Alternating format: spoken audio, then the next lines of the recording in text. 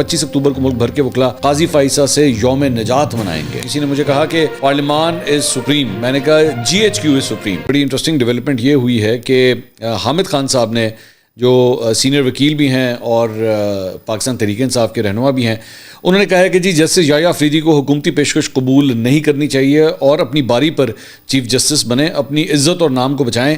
قاضی فائسہ نے جتنا نقصان عدلیہ اور آئین کو پہنچایا ہے کسی نے نہیں پہنچایا. 25 اکتوبر کو ملک بھر کے وکلا قاضی فائسہ سے یوم نجات منائیں گے.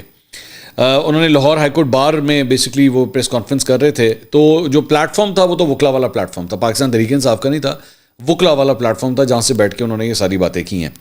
انہوں نے کہا کہ یوسف رضا گیلانی اور نواز شریف کو نکالنے کا بدلہ پوری عدلیہ سے لیا جا رہا ہے. جن ججوں نے آپ کو نکالا تھا وہ جا چکے ہیں. ہم جسٹس یحییٰ آفریدی کو کہتے ہیں کہ آپ اچھے جج ہیں, اپنی باری پر چیف جسٹس بنیں, آپ اس پیشکش کو قبول مت کریں, اپنی عزت اور نام بچائیں. تیسرے نمبر کے جج کو چیف جسٹس بنانے کا مقصد یہ ہے کہ عدلیہ کو آپس میں لڑایا جائے.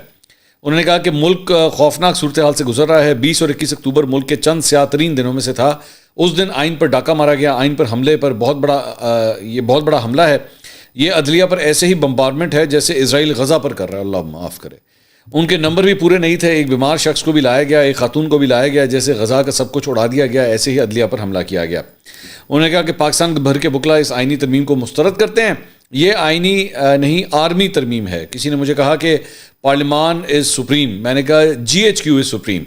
ساری قوم نے دیکھا کہ پارلیمان میں موجود چہرے پارلیمانی نہیں. کون کہتا ہے کہ پارلیمنٹ سپریم ہے؟ میں کہتا ہوں GHQ سپریم ہے.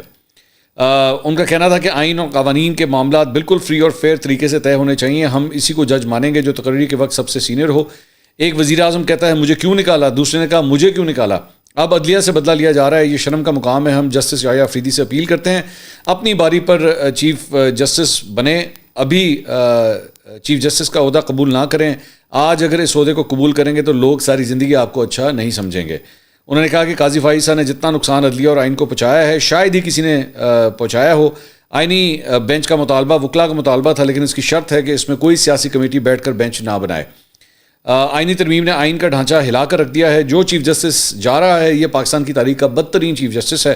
پاکستان کی تمام بار ایسوسیشن چیف جسٹس کے جانے کے دن 25 اکتوبر کو یوم نجات منائیں گی. انہوں نے کہا کہ یہ ترمیم کارآمد نہیں ہے, اسے تبدیل کرنا پڑے گا. اس سے پتہ چلتا ہے کہ جو لوگ ترامیم کر رہے ہیں وہ کتنے جاہل لوگ ہیں. ہم نے وکلا طریق کو آگے لے جانے کے لیے ایکشن کمیٹی بنا لی. ہم اس وقت تک کوشش کریں گے جب تک ان ترامیم کو واپس نہیں لیا جاتا. اگر یہ ترامیم قبول ہو جاتی ہیں تو ہمارے کالے کوٹ کا کوئی فائدہ نہیں ہوگا. اچھا, اب ذہن میں رکھیے گا یہ سارا کچھ جو ہے وہ حامد خان صاحب, میں دوبارہ وہی کہہ رہا ہوں کہ وکلا کا جو پلیٹ فارم ہے وہاں سے یہ ساری کچھ بات کر رہے ہیں کہ جناب ہم جو ہے وہ اس سلسلے میں تحریک چلائیں گے, سب کچھ کریں گے. لیکن پاکستان تحریک انصاف کی کور کمیٹی کا اجلاس جو ہے وہ بھی آج ہوا ہے. اب اس کے حوالے سے ذرا 2 رپورٹس آ رہی ہیں.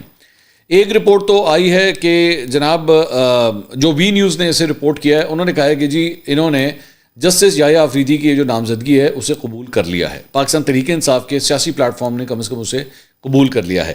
اور ایکسپریس نے یہ رپورٹ کیا ہے کہ جی ان کے اجلاس میں 26ویں آئینی ترمیم کو عدالت کے روبرو چیلنج کرنے کے قانونی امکانات کے جائزے اور لائے عمل کی تیاری کا کام لیگل کمیٹی کے سپورٹ کیا گیا ہے. اور کور کمیٹی کے اہم اجلاس کے اعلامیے میں کہا گیا ہے جس میں نامکمل ایوانوں سے آئینی ترمیم کی جبر, فسطائیت اور ہارس ٹریڈنگ جیسے کالے ہتھ کنڈوں کے ذریعے منظوری کی شدید مذمت کی گئی ہے. اور سیاہ آئینی ترمیم کے بعد چیف جسٹس کی نامزدگی کے لیے پارلیمانی کمیٹی کے خصوصی اجلاس کے بائیکاٹ کے فیصلے کی بھی توثیق اور اس پر سیاسی کمیٹی کو خراج تحسین پیش کیا گیا ہے.